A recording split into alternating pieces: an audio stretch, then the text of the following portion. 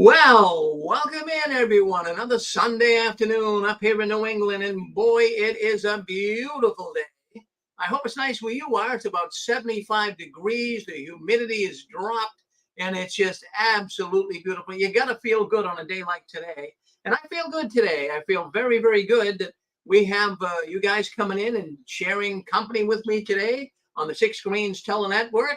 We had a number of programs. We had two programs up already, and we had some technical issues, but we're moving now in the right direction. So by all means, stay with us, and we're going to bring you right up to speed on what's going on behind the curtains of the Watchtower.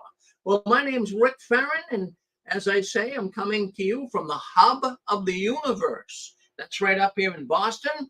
And boy, I have to tell you, if you're just listening into this program for the first time, don't go anywhere. Stay with us. Now, maybe you just left the Watchtower.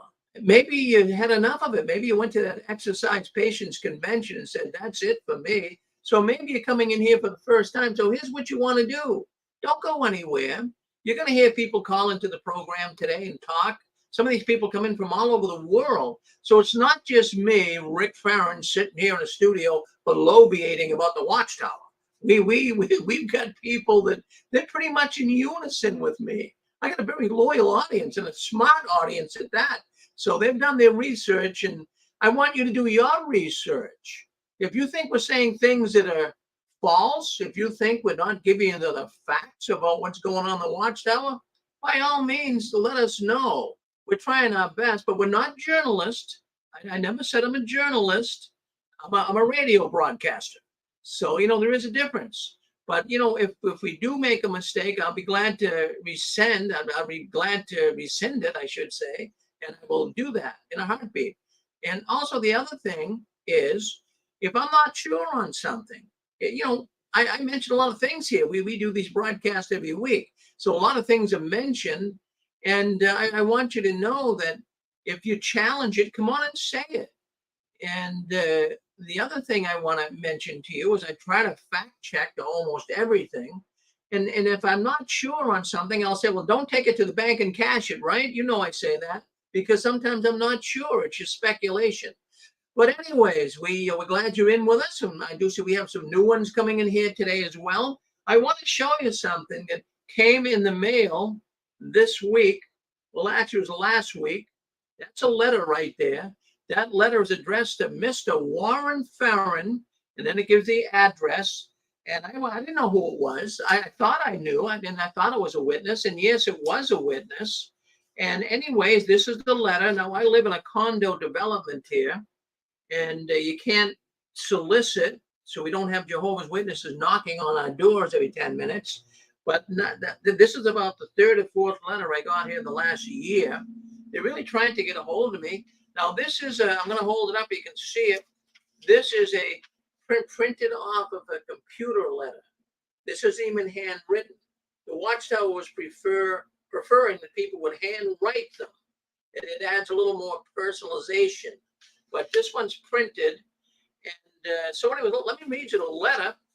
This is what the Jehovah's Witnesses have done, what they've resorted to for preaching.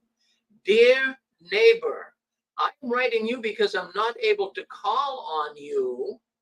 I hope this finds you and yours in good health. We are living in dangerous and destructive times, but we have found peace and comfort in God's word. It's very interesting to me. I'm not picking on typos or anything, but I would really, if I was writing a letter to my neighbor as one of Jehovah's Witnesses, I mean, even when I was a witness, I knew what you do. You always use a large G for God, right? The God of the Bible. You always use a large G, not a small g.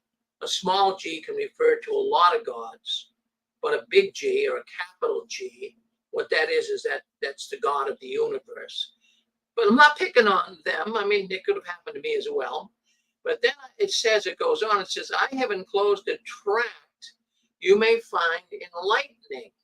Also, I would like to invite you to our website, jw.org. You saw that one coming, right? I pray you will stay safe and well. Signed, Ethel. Oh, Ethel. Well, I knew an Ethel. Yeah, Ethel. I'm not going to give her a last name, but she was a witness. She always reminded me of Archie Bunker's wife, Edith. Remember Edith? That's how Ethel was. But I liked Ethel. I really thought she was a good woman. As a matter of fact, when I go by her house, she always loved Dunkin' Donuts coffee. And I would stop and always pick a coffee up at Ethel. Oh, she really appreciated that. She was a nice, nice lady. I don't know if that's the same Ethel. I don't know a lot of Ethels. The only Ethel I ever knew. So that could be her. Maybe they're trying to get me to come back. Maybe they're trying to get me to come back to the organization. So also in the envelope, they also put this brochure in there. See that brochure right there? Of course, on the back, big JW.org with the Q code on the back. So it says here to think about. You know, I'm going to tell you something. Maybe the Jehovah's Witnesses, see, they're very good at getting people thinking, right? So it says to think about, how will God change our world for the better? See, that gets a lot of attention, doesn't it? Because the world right now is falling apart. The world that we live in, our country, it's not just our country.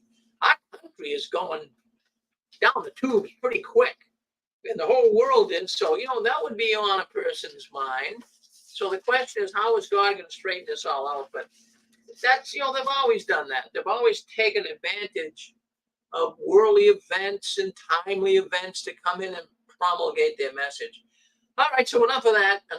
So I don't know if you got your letter, but what I did wanted to say, though, before we moved on, you know what fascinates me with these letters? That's an easy way to get time in. Remember when we were witnesses, we used to scrounge around, especially like on the last day of the month, and you know you have to get a report of hours, and you know the service overseer is going to be calling you, so you're scrounging around, you're trying to pick any hour up you can find. I used to do that. My former wife didn't. I think you guys did it too. But the point I wanted to make with that is, see, back then you couldn't really just do what this person's doing here now. You know, we really didn't think much about writing. Some pioneers were doing it, but we never gave that much thought. But that's their new way of preaching, writing letters, and of course with the cart, being out in the cart, and the whole genre, the whole motive of even going out of the service work these days in the Jehovah's Witness world is not to really preach, you know, bringing your Bible and let me read your scripture, let's talk about this, that, or whatever. They don't do that anymore. All they want to do is get you on jw.org. That's their whole game plan. Get you on jw.org, and jw.org will answer all of your questions. A lot easier than when you and I were huffing it, you know, banging down the doors all over the neighborhood. It's not like that anymore. It's a different world. It's not your grandfather's organization anymore. Well, what about those 2023 exercise patience conventions? They're not going over well. I can tell you that. They're going over like a lead balloon. Now, I'm not just saying that. I'm not looking for rose-colored glasses. I'm giving you the facts. There'd be no reason for me not to. I got an email. I'm getting emails every day. But I got an email. I'm not going to give the man's name. He's a little skittish, so I will not give his name. But he wrote me. He says, Rick, I just wanted to let you know about the convention in my area. Well, I was thinking, well, where is he? Well, he's in Dayton, Ohio, at the Nutter Center. It's a good place for the witnesses to meet, right? The Nutter Center. You could just change it to the Nutty Center when they're in town, really. So in Dayton, last weekend, he wrote me, this is a personal letter, an email I got. He wrote me and said the attendance is way down.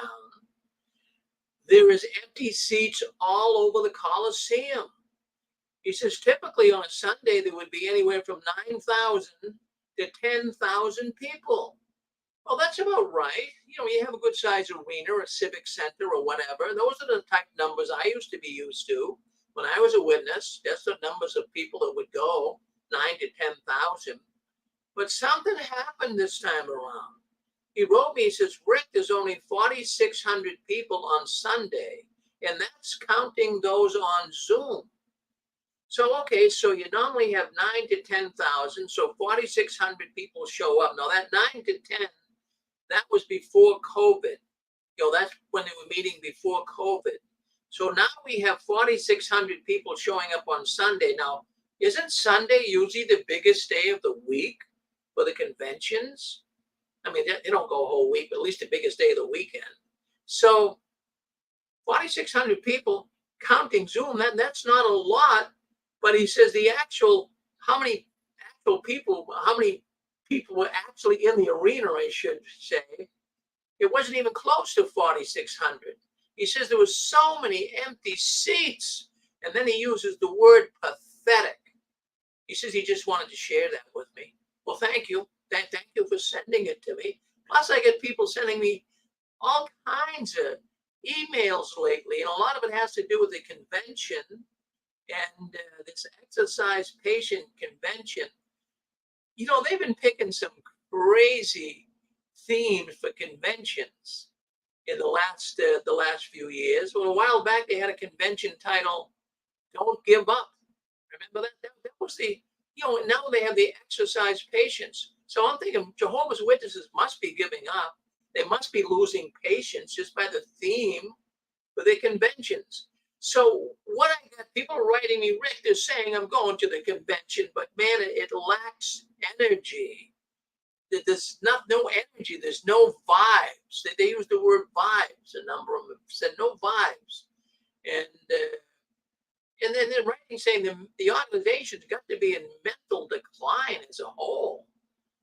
Well, they're ready to be put into a rubber room. Don't think the governing body is not watching this. Don't think the governing body is not watching the attendance at these meetings. These are barometers, bellwether. The governing body is looking at these conventions so closely to see, are we filling seats? What's going on? So this is the first year they're able to really get a gauge on this. And now they're seeing all these empty seats. Well, we could say kind of sad. Well, I don't know if I want to say that. But there's many witnesses that are going and saying, "Man, this is sad." And I wonder how many PMOs are going. Well, just 3 weeks ago today, we were outside a convention up here in Massachusetts, and we had a 6 Greens team with us. We had Constance, and we had Dick, and we had Luke, and Julie, and myself, and a man named Norman LaRoe. So we showed up at the convention here at Lowell, but I have to tell you something, a lot of PMOs. You've seen the video. You've seen the video, lots of cars. We were right at the exit of the arena. We were right there capturing the witnesses as they were leaving. And I must say, it was very exhilarating. Boy, I felt so good that night. We all went out to dinner. Geez, I was like high as a kite. I couldn't believe it. I felt good for the next 3 or 4 days. Well, why did I? Why did I? I mean, I've been protesting for 18 years, and I've never been to a protest where people were taking pictures of us. Boy, there was a number of people. I'm not just saying one car. I counted at least 4 or 5 cars where the people stopped. They had to stop because there was a red light before they could exit. And they were taking pictures of us. Do witnesses actually take pictures of apostates? And then what are they going to do with these pictures? Where are they going to put them? So anyways, the information, I know there's a lot of PMOs. One woman rolled up next to us, rolled her window down. She says, "Boy," she says, "I'm glad you guys showed up." She says, "This is getting to be too much. This is getting to be too much. I'm glad you're here." She said she listens into the 6 Greens. So that made us all happy. So anyways, we get these emails. I'm looking at one right now. Well, the general consensus from the emails that I got here at the 6 Greens, I'm putting these numbers together. 60% of attendance is what is being reported. Now, just turn it around, that means it's 40% less, right? So 60% seem to be attending, but 40% aren't. So, I mean, that's pretty consistent with all the numbers that I've been working with here at the 6 Greens. But, they want to make it look like things are happening. That's what the Watchtower is trying to do. They're trying to make it look like, wow, we are growing leaps and bounds. But no, they're not. No, they're not at all. And even in England, I'm looking at some emails that came from Brighton, England. Uh, Hardly anybody showed up there. Buckingham, Pennsylvania, 800 people. Well, when's the last time you went to a regional convention and only 800 people? Edmonton, Canada. Well, the arena holds 20,000. Who showed up? How many showed up last weekend? Well, 10,400. It's down. Tucson, Arizona. That's probably the one that really got my attention. Usually, I mean, there's a lot of witnesses in Arizona, but something went on. Something went on this time around. If you're on YouTube, you can see the picture. Take a look at that picture. Take a look at those empty seats. Well, would you feel Jehovah's chariot is on the move by looking at those empty seats? I don't think you would. Look at it, and look at on the floor. You know, on the floor, they used to, the floor in these arenas used to be packed. They would put all the older people on that floor, but not now. Not now at all. They're not there.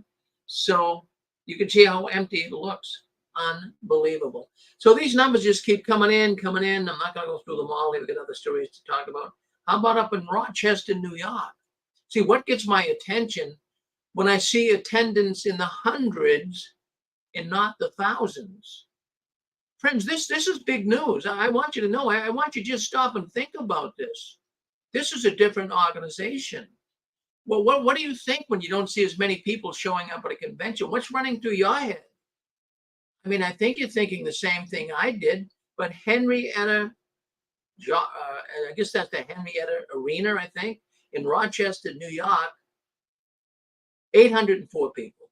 804 people. Maybe I'm not sure on that. That might have been an assembly, but even if it was assembly, 804 people, that's nothing. Billings, Montana. Oh, Billings, Montana. Well, they have an arena out there. They're expecting 4,000. Oh, 1,900 showed up. That's less than half. Portland, Oregon, 900 people showed up for the convention in Portland, Oregon. These numbers aren't great, but you get what I'm talking about, right? You do get what I'm talking about. Well, the biggest story that you really have to come to grips with this week in the Watchtower has to deal with Anthony Morris. Oh my goodness, Anthony Morris. And of course, we now know where Anthony Morris is living. He's living in Lumberton, North Carolina. Well, you heard us talk about it last night. I'm not going to play the videos or anything now for you, but I can tell you about it. Anthony Morris, there's a man, he calls it the Blue Envelope Channel. He's an ex-Jehovah's Witness. His name is Phil. He does a really good job. He really does. He's a straight shooter. I like the guy a lot. And he's on YouTube. And he actually talked about Tony Morris, and he talked about I just want to get over to my channel here. Let's get that off. Okay, there we go. So anyways, he talked about the house that Watchtower bought him in Lumberton, North Carolina. Tony and his wife, Susan, Watchtower, the Religious Order of Jehovah's Witnesses is on the title. They're the ones that bought him the house. Tony's name and his wife's name are not on the title. The Watchtower owns the house, but they said he can live in it until they die or if they move. In either case, it goes back to the Watchtower. But bear in mind here, this is not a palatial, you're thinking of the governing body member. These guys live like kings. I'm sure he had a nice, not just apartment. I wouldn't be surprised if Tony Morris lived in a mansion on the Hudson somewhere. So, since Watchtower kind of gave him the can and deleted him as a governing body member, they bought him a house. It's a modest house. It's a duplex. It's a duplex. It's a 2-bedroom, 2-bathroom duplex. Lumberton, North Carolina. They paid $250,000, $250,000, but that's what the property's going for. From when I checked on Zillow, in that area, it's $250,000 for a duplex. So that's interesting. But they also bought another house right down the street, the Watchtower did. The Religious Order of Jehovah's Witnesses. They bought another house. Now, they're not sure what, people aren't sure what they're going to do with that house. But some have speculated that that's for Tony's relatives or friends when they come down and visit him to live in. But it's there. The Watchtower bought it. But you know what I'm thinking? If you live in a duplex, and a duplex isn't bad, you know, it's less expensive than a regular single family home. And but you have to put up with your neighbors next door. I often thought of that. Geez, if you move into a duplex and your neighbors are kind of rowdy and drug dealers or motorcycle gang members, well, what do you do about that? You know, what do you do? You don't do much. I mean, what are you going to do? You hope you can make friends with them.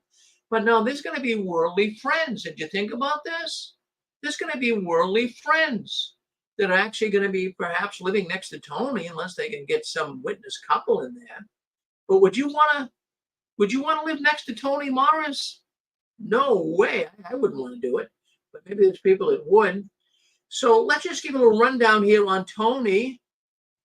Tony Morris, he served as a circuit overseer.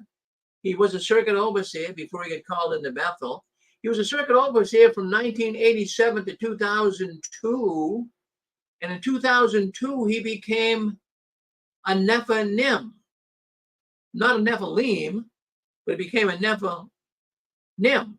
There's a difference. We know what the Nephilim is, right? Yeah, those are the sons of the demons, so to speak.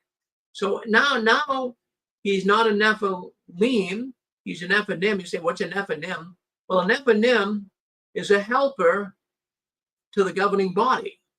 And that is what Tony Morris became.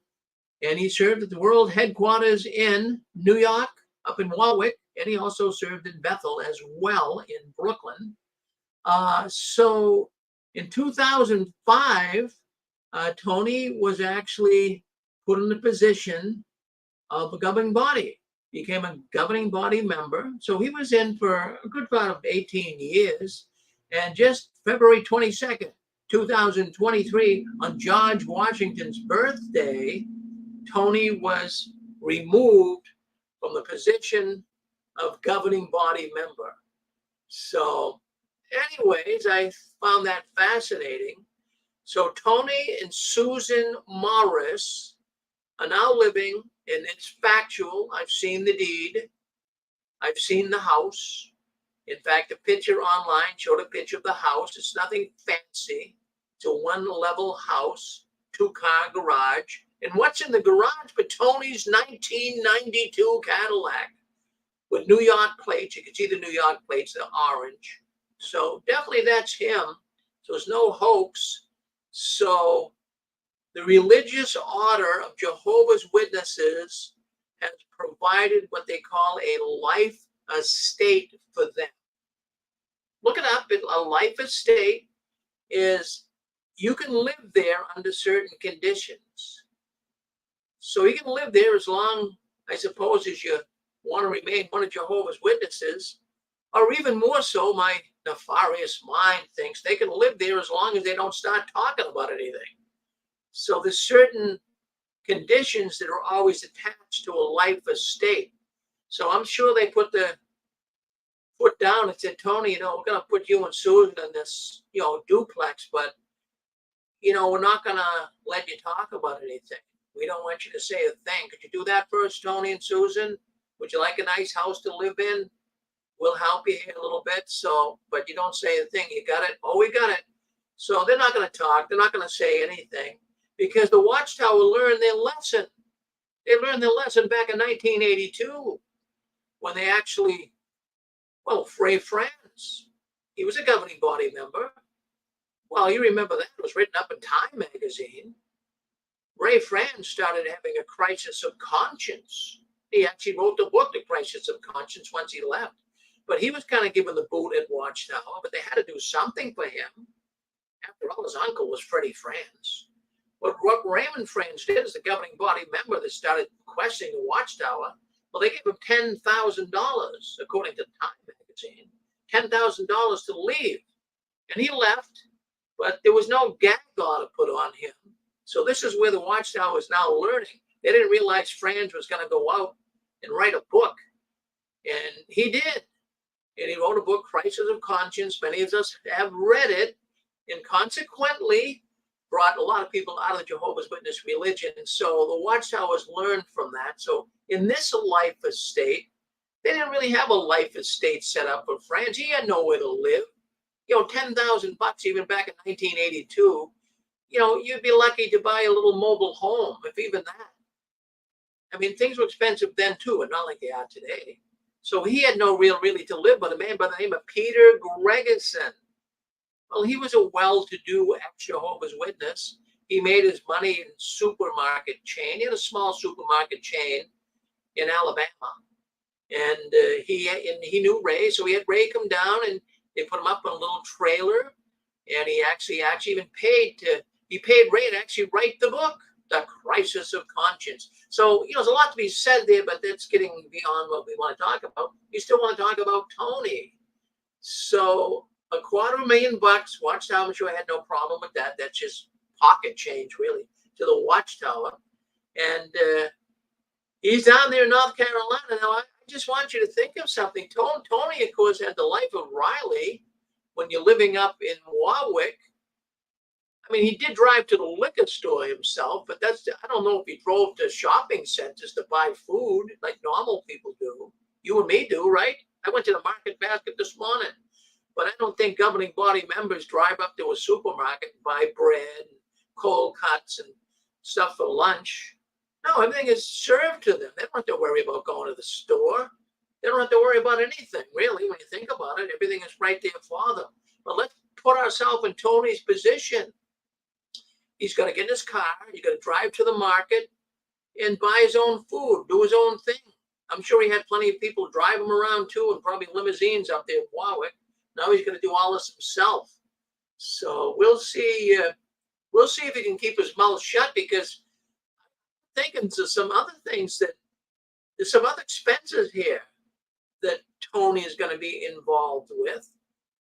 And, these expenses can kind of go in many different directions. I mean, you guys, if you own a home, own a condo, a duplex, whatever you own, you know, it's different than renting. When you own something, there's a lot of money, a lot of obligations that you have to have.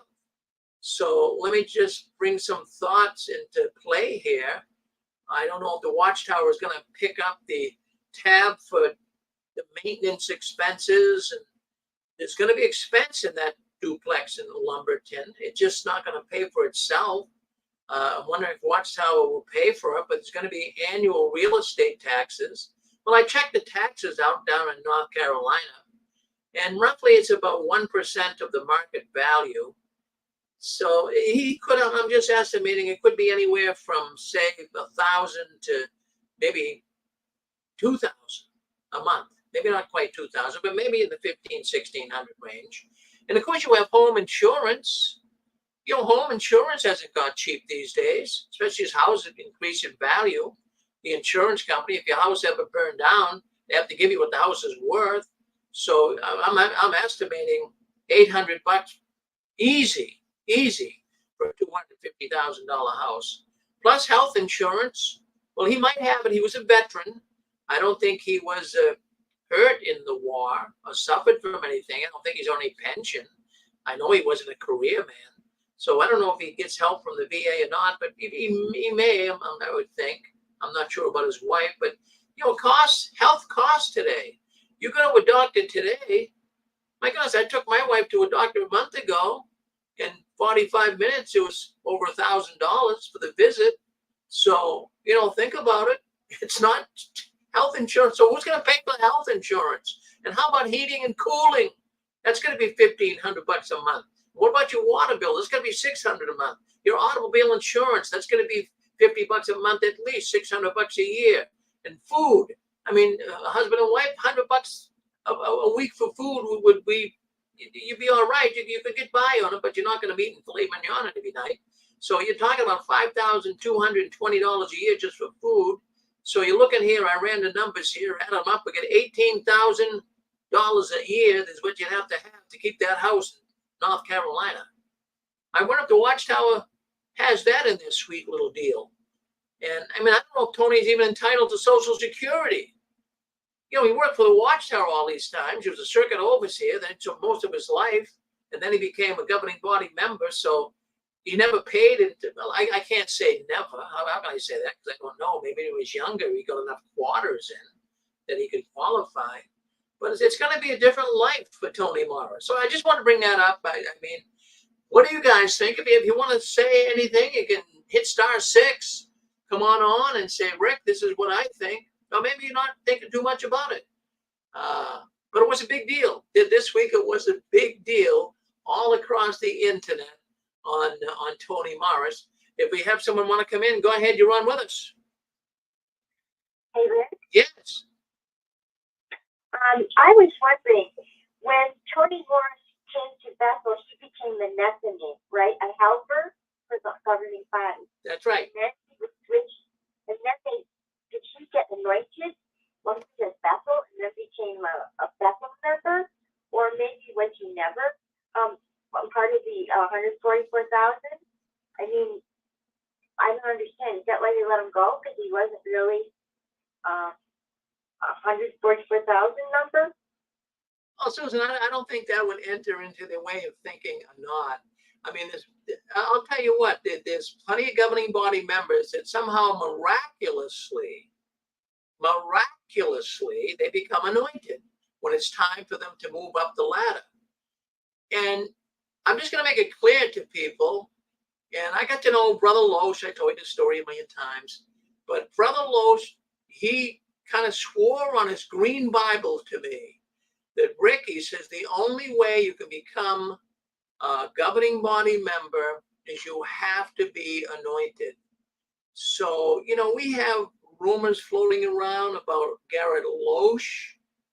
We have rumors floating around Samuel Hurd. And I'm glad you brought that up, Susan, because it deserves to be brought up. I'm going to have to ask Eric, a friend from Rhode Island who lives in Tennessee. He has his own program. I'm going to ask him because Tony was his circuit overseer at the time. And I'm wondering if he was partaking then. But it's kind of miraculous that all of a sudden these guys get called into Bethel. Oh, all of a sudden they start partaking. See, this is strange, isn't it? Huh? Good question, though, Susan. That's a darn good question. Thank you. Okay. All right, so there you have it. I mean, that's a good question, don't you think? You know, what is it with this anointing and the Bethelites and all of this? You know, I just mentioned briefly that I got to know Brother Loesch. I call him Brother Loesch. But I got to know him and pretty well. I mean, to the point that we were talking on the telephone. He invited me down to New York, spent a good part of a day with him. And one thing that a man, I don't know if you ever heard of a man by the name of Wilbur Lingual. Is that his name? Wilbur Lingual, that's his name. He went to the Witnesses Now for Jesus convention. And he wrote a number of books on how to witness to a Jehovah's Witness. And he's a real nice guy, him and his wife. But anyways, he was saying, when I went down to, because I told him I got to know Loesch, he said, well, ask Loesch if he's anointed. He said, I want you to ask Loesch if he's anointed. So that's one of the very first things I did when I went down to New York, Brooklyn to visit Loesch. I asked him right up front, but I didn't come out and say, Brother Loesch, are you an anointed brother? I didn't say that. I kind of went around the rosy a little bit. I said, Brother Loesch, does your citizenship reside in the heavens? He had to stop and think about it. Now, I'm not, look, he speaks 9 different languages. I'm not going to say that he was not understanding what I said. But if your citizenship resides in the heavens, that means that you're anointed. You're going to heaven when you die. So he kind of suggested that that was the case. But some people have always put kind of like a question mark there because they know Loesch before he went to Bethel. But somehow, miraculously, I guess, too, he got anointed when he was in Bethel and became a governing body member. So, I mean, there's a lot of things, folks. That's why we do the program here on the 6 screens. This is a niche network, and we talk all about the world of Jehovah's Witnesses. And people call in and voice their thoughts. We have a caller coming in. Go ahead. You're on with us. Go ahead. Okay.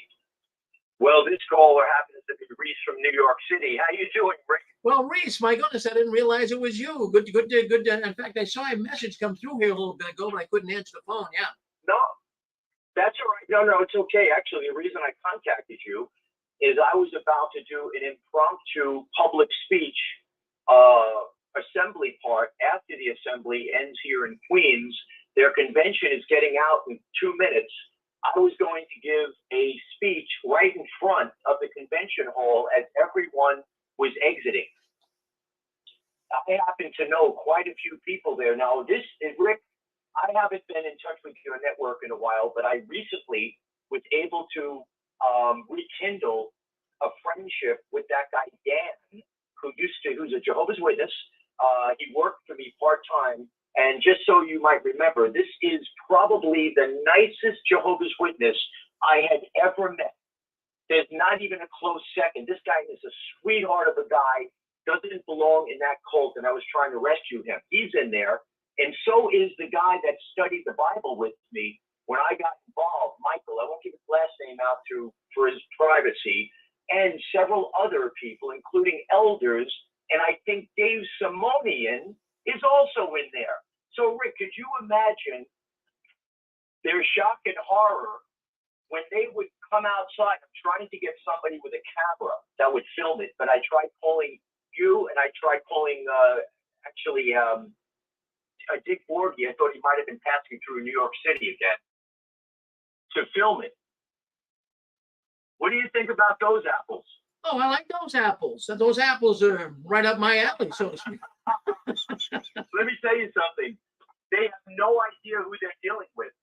And I went in front. I just walked past the front, and they had 5 or 6 goons. I call them goons.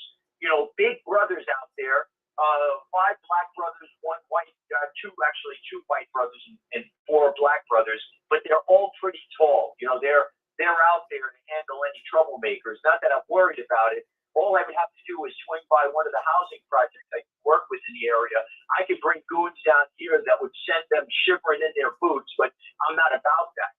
I just wanted to have an opportunity to address those that went through their district convention, which I call a brainwashing session, with a little history on Charles Taze Russell that's been hidden from them in the Proclaimer's book, particularly the reason he moved from Pittsburgh, Allegheny to New York City to collaborate with those 2 uber powerful Zionists, Samuel Untermeyer and Frank Goldman, who were the secret funders of the Watchtower that gave them all that elaborate printing facilities in Brooklyn in exchange for Russell giving speeches, which no Jehovah's Witness, including elders that I have met, no Jehovah's Witness knows that Russell was secretly giving speeches at the New York Hippodrome, which was New York City's largest auditorium, larger than anything, the Felt Forum, the Long Island Coliseum. It was huge.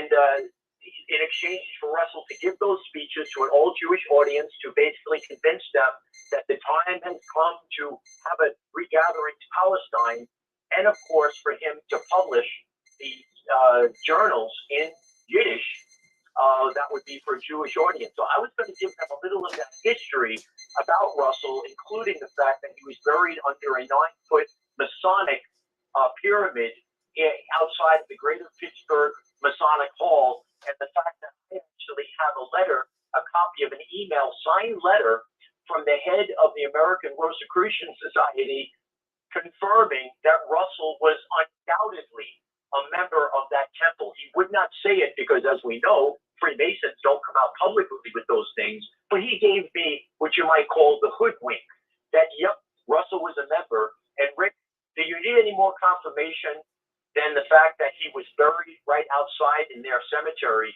in a 9-foot pyramid that was commissioned by John Bonet, who was most certainly a member. I checked it out. He was a member of that Rosicrucian lodge. Do you need any more convincing than that, Rick? Well, that's about as convincing as you possibly can get. And it's a shame the witnesses can't open their eyes, Reese, and come to grips with that. No, they can't, Rick, and that's because of cognitive dissonance. And I'm going to tell you, I'm dealing with several cognitive dissonance people right now. One of them is this guy, Dan. And Rick, I will tell your audience that I have become an expert in that particular aspect of brainwashing, which is known as the cognitive dissonant mind. I know more, I guarantee you, than anyone out there who's going to a psychologist or a psychiatrist. I understand the cognitive dissonant mind, how it works, what the mechanisms are, and what triggers the brain to become cognitive dissonant. And I'll tell you this much, folks, the Jehovah's Witnesses, are walking textbook examples of cognitive dissonance. It's unbelievable. Listen to this. Let me just say this, because when I met Dan, I phoned him because I moved recently. I just relocated the same area in New York City, but I relocated to a much more beautiful apartment that I have. So I wanted to tell Dan about it since he's in real estate. Well, when he picked up the phone, I didn't realize that his mother, who had been a personal close friend of mine for many years, Mirta, she had just passed away 2 months ago. Well, as you could imagine, Dan and I had a lot of catching up to do. I won't go into all that because it's not really germane to this discussion, but I will tell you this. Dan comes out and says to me, Reese, why don't you come to our convention? It's this weekend. And I'm sitting there like, he didn't know I'm on the other side of the phone at this point. He didn't know where I was, what I was thinking. In my mind, I'm saying, I would love to go and get up on that stage and with a mic. If the mic is left on, I would pick up the mic and start addressing the audience. I was even thinking of I have a little PA speaker, wireless, with a microphone. I was going to walk in with that concealed inside of a carry bag and put it on the stage and begin addressing the audience just for fun. Rick, I know they're cognitive dissonant. It would be, unless God himself opened the eyes and lifted the scales from their eyes, no one there would be able to see and comprehend the facts that are easily verifiable that I would present to them. So I knew that it would work, but just for my own enjoyment, I haven't had a chance in a while to get into a good open debate with one of these witnesses who thinks he knows about his organization. He knows nothing, and thinks he knows a little about the Bible, because I will run circles around them when it comes to scriptures, as well as the real untold history of the Watchtower Society. And I'll tell you right now, Rick, I'm looking at these guys. I'm right down the block from them now. I'm waiting for some people to come out, including the guy that I studied the Bible with. I have the picture from the December 15th, 2013 Watchtower of Jesus' Last Supper, where there are at least 6 hideous-looking skull faces and demonic menacing faces encrypted into that artist illustration. And I was going to confront Michael and the elders as they come out with that information. But I'm literally right now parked right in front on the other side of the street, and I'm looking at these guys. They're basically directing parking, and it looks like if I was to get out and speak, they would probably swarm me. None of them would dare lay a hand on me. With all the cameras around here, they'd make me a rich man. I would sue them. But I don't think they would probably swarm me and prevent me from being able to engage people. But anyways, you want to respond to anything? What I'm going to say is, if I knew you were doing this ahead of time, I would have sent you some signs down there in New York. We just 3 weeks ago today, we were outside the convention up here in Lowell, Massachusetts, and we were right at the exit where the witnesses were coming out, Reese. And it's on YouTube. You got about 15,000 clicks in there.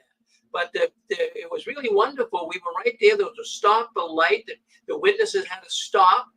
Reese, I couldn't believe it. People were taking pictures of us.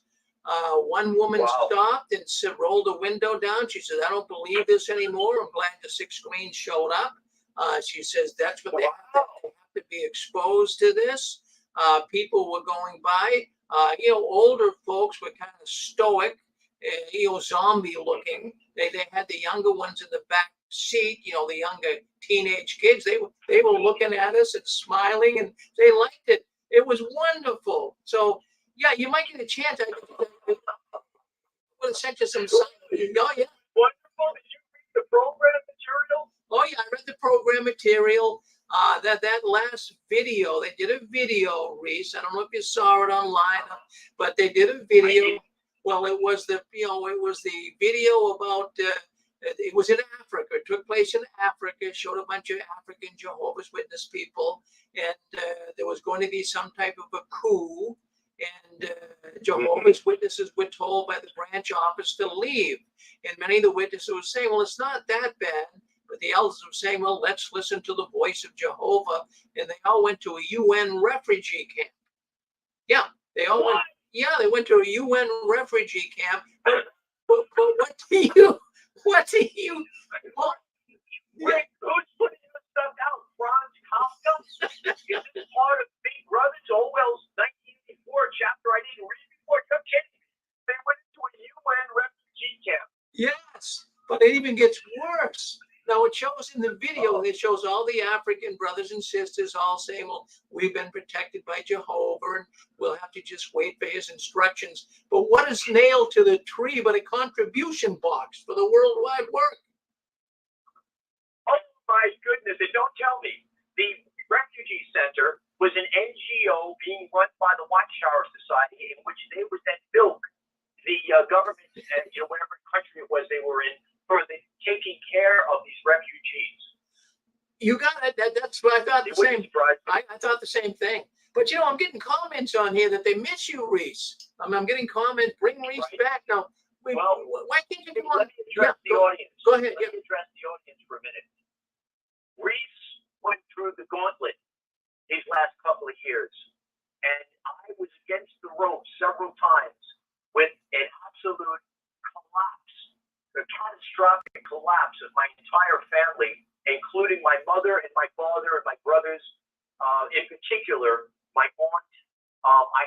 So that was the first thing that was directly related to me becoming a Jehovah's Witness back in 1984, because my family, out of nothing but envy-based contempt, didn't like the fact that I cleaned my life up. Because remember, Rick, as you well know, the audience may not know if they weren't around then, the Jehovah's Witnesses back then were a completely different, let's say a church-like group, a different kind of a people that was more like a day in the Brady Bunch or the Happy Days. I used to tell my mother it was like living in a Happy Days episode when everybody from Big Al from the diner to Fonzie to all these great guys that you would meet that were Bethelites. But my family, they always held that contempt against me. And my brothers were egged on by a pot-smoking degenerate from the 1960s hippie generation, who of course resented me even more because when I became a clean cut witness and I went to family parties and I was respectful to my elders, etc., he didn't like that because I was showing him up. Well, he eventually egged my brothers on to not only having contempt for me, but actually acting out violently, which I never saw coming because my relationship with them up to that point had never shown that this was the case. They had hidden it from me. But I was, again, short version, they escalated into cursing, accusations. They got drunk, and they heckled me on a construction site that was outside, not an indoor site. And I was clubbed over the head with a 2x4, beaten unconscious, and I didn't even see it coming because my head was turned at that time. And then I was left for dead. I was left for dead in a pit inside a playground. Now, at that night, I'm just going to end this about my family. My brothers were there, and my mother begged me, despite the fact that over 25 years they never apologized or even acknowledged what they had done. They had been lying for all those years to the family. And my mother never took a stand on my side, and which hurt deeply. Could you imagine? That's your own mother, and she knew what happened. So she just remained like a Jehovah's Witness with her head buried under the ground like an ostrich. And when my stepfather passed away, I said to my mom, okay, I'll go over for dinner. I'll do it for you, Mom. That little charade went on for about a year or so until the hatred manifested again. And what happened that night is that my brother Jimmy got up out of his chair and he approached me. Now he's bigger than me. Jimmy's about 6'1". He's a big, pretty big guy. He's a construction guy. But I'm gonna tell you something, folks. Reese ain't no joke either. I'm only about 5'11",